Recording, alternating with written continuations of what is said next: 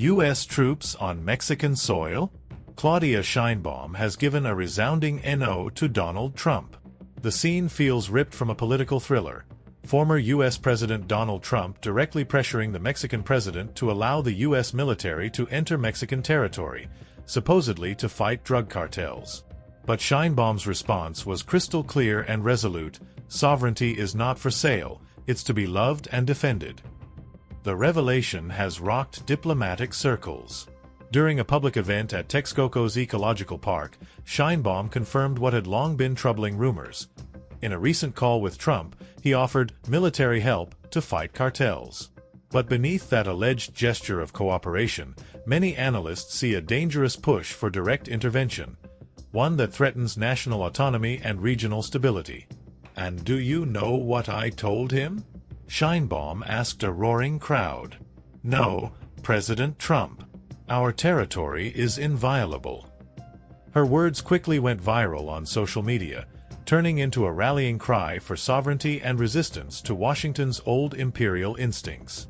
But this isn't Trump's first attempt to put boots on the ground in Mexico. During his previous term, he proposed labeling Mexican cartels as foreign terrorist organizations, a move that would justify military operations under the banner of national security. Now, back in the White House, Trump seems eager to pick up where he left off. According to the Wall Street Journal, the pressure peaked during a call on April 16th. Trump allegedly insisted that his armed forces should take the lead in the war on organized crime. But what does that really mean? Military missions inside Mexico? U.S. drones flying overhead? Joint operational bases? That sounds more like stealth occupation than bilateral cooperation. That's exactly where Sheinbaum draws the line.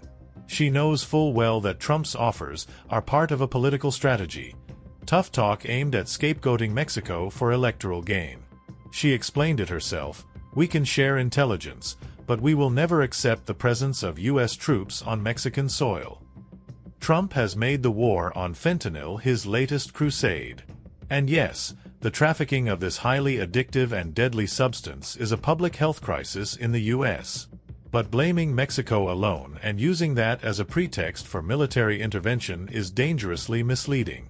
Why is no one talking about Big Pharma's role?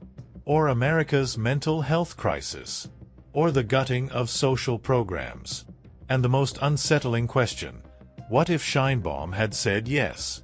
Would we now be seeing military deployments along the southern border?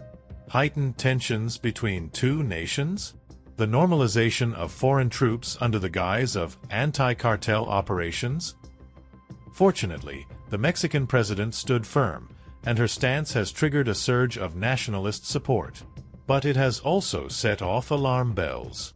Trump's reaction was swift. His allies are already leaking talking points accusing Sheinbaum of weakening the fight against cartels and protecting corrupt interests. Meanwhile, the U.S. far right is once again pushing the narrative of Mexico as a failed state, paving the way for future unilateral actions.